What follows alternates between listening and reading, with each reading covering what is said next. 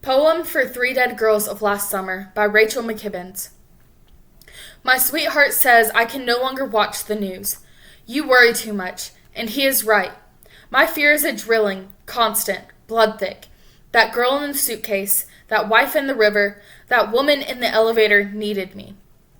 I worry too much. It is my right. My fear is a drilling, songless bird perched upon my shoulder. That wife in the river, that woman in the elevator needed me. But I have three girls of my own. They are mine, mine, mine. And the songless bird perched upon my shoulder watches over them. My sweet little Gretels who follow me home, these three girls who are mine, mine, mine, gobble up my heart like a hunk of bread. When men see them, my dear little Gretels, they follow me home. When there is a knock on the door, I stash my darlings in the cupboard. They come to gobble up my girls like hunks of bread. Men line up like ants to take them away, to carry them home.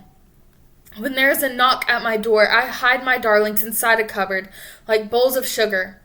When they sleep, I wrap them in kite strings, line them up like ants so no one can take them and carry them home. They clutch their dolls, and all night long they wish for boys like bowls of sugar. As they sleep, I hold them like kite strings, constant, blood thick. That girl in the suitcase clutched her doll, and all night long she wished she'd been a boy.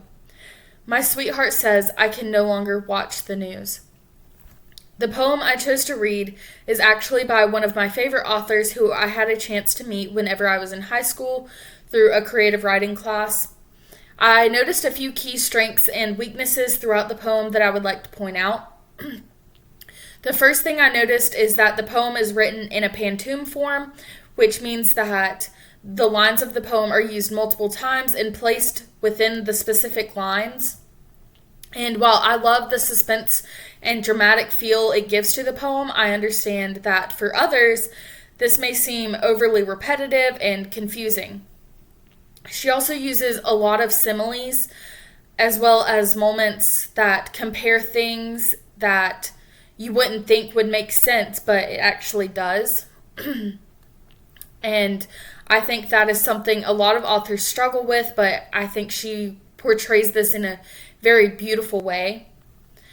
And it is very evident that she is obsessing over these small details with her girls because she knows that the world is just a very dark and scary place. And she can't help the way her mind so easily places her daughter's face in each and every one of the girls that she mentions and how they were brutally murdered. But overall, I just really appreciate the beauty and darkness of this poem that's just portrayed within each line. Thank you.